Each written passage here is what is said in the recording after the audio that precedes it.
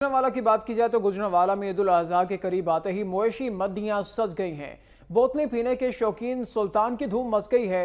पहलवानों के शहर का तगड़ा वेड़ा लोगों की तवज्जो का मरकज बन गया है। Let me take a selfie.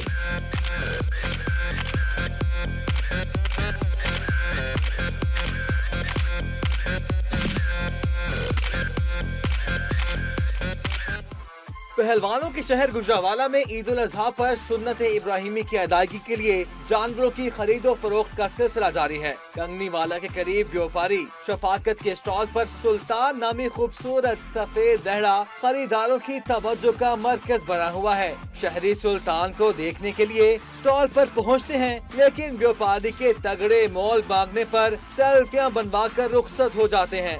Let me take a selfie.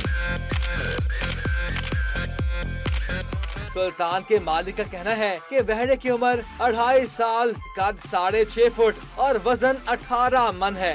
सुल्तान की परवरिश बड़े लाड और नाज नखरों से की गई है। दूध, मक्खन, देसी घी, बादाम खाने के अलावा वो रोजाना कई बोतलें पीता है। व्यापारी सुल्तान की कीमत 6 लाख रुपए मांग रहा है। तगड़े सुल्तान का खरीदार भी बड़े दिल वाला ही होगा। Let me take a selfie.